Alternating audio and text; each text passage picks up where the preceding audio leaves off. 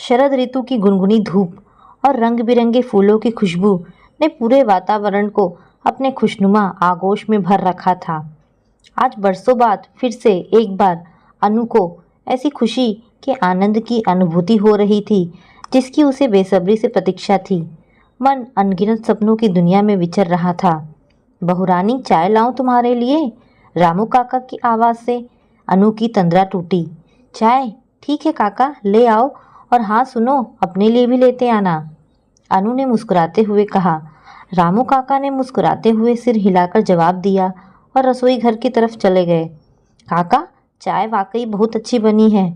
ऐसी तो हमेशा ही बनती है बहुरानी, पर तुम्हें शायद आज ज़्यादा अच्छी लगी।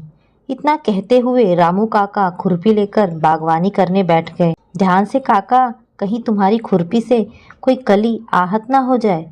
अरे नहीं बहुरानी, यह तो हम बरसों से करते आ रहे हैं, और ये फूल पत्तियां भी हैं ना, हमारे हाथों के स्पर्श को भली भांति पहचानते हैं। अगर ये हमारी गलती से मुरझा भी जाए ना, तो हमें इनमें प्राण फूंकना भी आता है। बहुरानी, रामू काका ने विश्वास भरे नेत्रों से अनु की ओर देखते हुए कहा। काश कि मेरी भी इन हाथों में प्राण फूंकने की क्षमता होती, तो आज मेरी जीवन बगिया भी खुशियों से लहलहा रही होती, जो कि बिना किसी कसूर के समय के हाथों मजबूर हमेशा के लिए मिटा दिए गए। मन ही मन अनु बुदबुदा रही थी। क्या हुआ बहुरानी, कहाँ खो गई? और तुम्हारी आंखें डबडबा क्यों गई? कुछ नहीं काका, अनु ने अपने आंखों की कोर पर ठहरे हुए आंसुओं को पोंछते हुए कहा। तभी घर की डोरबेल बजी। कितनी देर लगा दी बहू गेट खोलने में, मंदिर से आई सासू माँ ने घर में प्रवेश करते हुए कहा। अच्छा, जल्दी से एक कप चाय बना दो, तब तक घर की आरती करके आती हूँ। जी ठीक है माँ जी, और हाँ, चाय बनाकर तुम तैयार हो जाना, डॉक्टर से मिलने जाना है। डॉक्टर? डॉक्टर से मिलकर क्या होगा माँ जी? मेरी किस्मत में संतान का सुख विधाता ने लिखा ही नहीं, निराशा भरे शब्दों में अनु ने कहा। ऐसा कहकर शायद किसी अनहोनी के भय से अनु क्लिनिक पर जाने की बात को टालना चाहती थी। अरे नहीं, ऐसा नहीं कहते बहू, भरोसा रखो ईश्वर पर। ईश्वर, काश कि ये भरोसा आपको भी होता माँ जी, अनु मन ही मन बड़बड़ाई।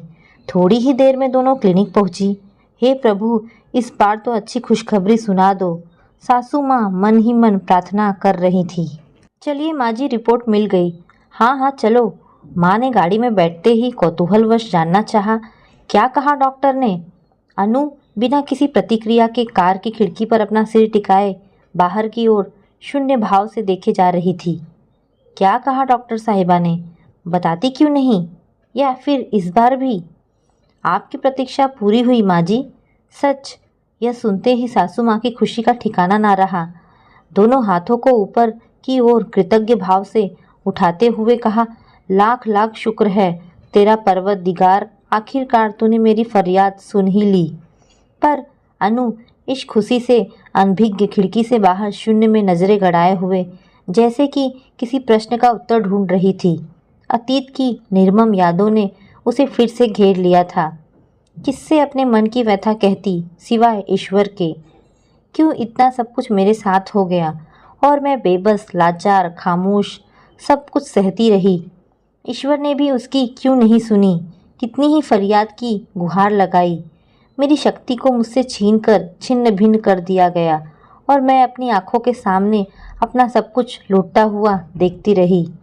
मेरी ना सही, कम से कम उनकी ही सुन लेते प्रभु जी। प्रभु, जो हमारे नाम की घंटी बजाते और आरती करते हैं, तो आज उन मासूमों से विलग होने का दुख तो नहीं होता। आज समाज कहाँ से कहाँ तरक्की की ओर अग्रसर हो रहा है प्रभु, पर तुम्हारे इस धरती पर अभी भी ना जाने कितने ही ऐसे कुंठित मानसिकता वाले इंसान हैं जो बेटा और बेटी के फर्क को लेकर नकारात्मक सोच लिए बैठे हैं। इन्हीं ख्यालों में खोई गाड़ी कब दहलीज पर आकर रुकी पता ही नहीं चला। संभल के, ध्यान से उतरना बहू। घर में प्रवेश करते ही सासू माँ ने रामू काका को आवाज़ लगाई। रामू काका, जल्दी से गर्मा गर्म दूध लेकर आओ बहुरानी के लिए। चल ठीक से संभल कर बैठ, तू अब हिलना डुलना नहीं। किसी भी चीज़ की ज़रूरत हो तो मुझे बोलना। सासू माँ की खुशी के मारे ज़मीन पर पाँव ही नहीं टिक रहे थे।